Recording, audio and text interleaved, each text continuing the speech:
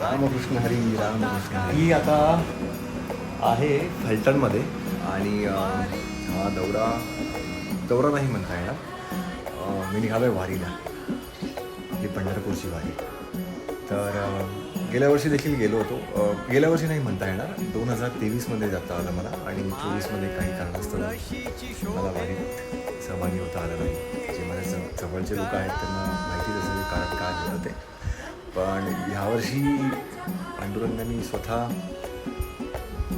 मला बोलवलं असं म्हणता आलं तर काही चुकणार नाही, कारण बऱ्याचशा अडचणी आल्या ही वारी जेव्हा मी प्लॅन करत होतो तेव्हा आणि अगदी निघताना देखील. पण जसं पांडुरंगीच्या मनी की या आता भेटायला मला, तो देखील आतुर झाला आहे आणि आम्ही देखील आतुर झालो आहे त्याला भेटायला.